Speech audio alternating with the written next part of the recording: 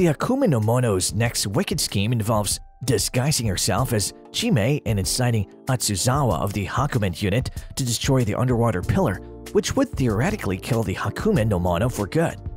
This is how our episode starts. Given his position and everything, one would assume that Atsuzawa would recognize the Hakumen Uno when it's right in front of him. But this is not the case because most characters in Ushio and Tora have the fatal flaw of being overly sincere, which allows the Hakumen Uno to initially get away with its tricks and schemes.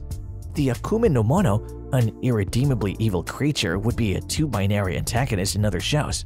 But it's perfect for this one, because Ushio's greatest power is his capacity to emotionally appeal to and win over his adversaries. It is to the monster's credit that we never see Hakumen Uno exhibit even a hint of vulnerability or potential redemption. Ushio repeatedly experiences emotional relief and heartbreak as the episode goes on. His encounter with Akiba gives him the reassurance that although the guy still has memories of Ushio, he has now made the fully reasonable decision to stand with the Hakumen Uno. He has been called a coward by Akiba. He desires to protect the victorious team. We now believe that to be the case, but there isn't enough time to confirm it before the HAMMR institution shows up. Ushio comments, "I thought you were the evil ones," as the remaining mad scientists leave him armored to fight the Hakumen Uno. They aren't, however, because they also tell him that the Hakumen Uno must be stopped at all costs. They would have given the armor to someone else if Ushio hadn't been able to aid them. Ushio is now prepared to battle, but he first wants to take an overly emotional detour and look at the objects that serve as reminders of the friends he has made along the way.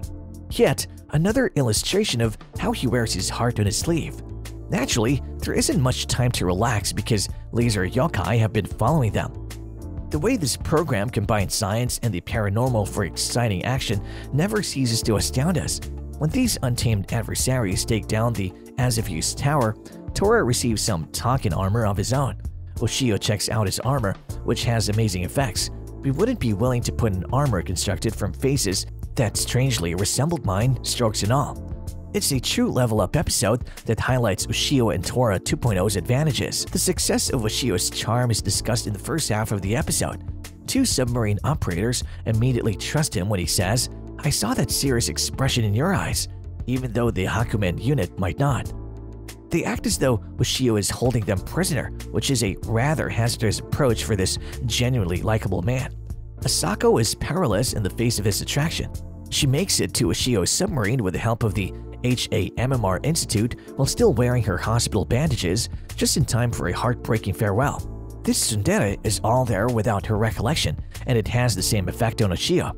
After so many jabs and jibes, it's unsettling to watch Asako and Ushio with their barriers completely down.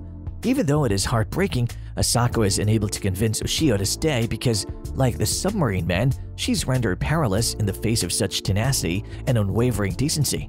This episode is unique because Nagata has it backwards in this situation. Ushio is currently acting strangely due in large part to his kindness. The cheerful demeanor Ushio displays upon greeting Nagata at Nichan is obscured by disappointment, and the photography here is superb, portraying Nagata's scathing visage standing above the spectator and gazing down on Ushio's devastated demeanor. Nagata, who has always desired to fight Tora, is totally content with Tora's request that Ushio continue without him. Nagata admits that his entire life has seemed to build up to this confrontation as he and Tora engage in combat. Being a born genius, Nagata never had to work hard to outperform anybody until he faced Tora, an entity that was actually stronger than him, and the fear that Tora had been holding in throughout their first fight tormented Nagata. The Hakumen, who detects negative thoughts, became so consumed by them that he was considered a potential ally. The Hakumen appears to have now granted Nagata the ability to transform into a Dragon Ball Z character resembling Popeye. The fact that Nagata had to betray Ushio in order to accomplish his goals was all he had hoped for. Our video ends here. If you enjoyed watching this video, then please make sure to like, share, and subscribe to our channel for more such amazing videos like this one.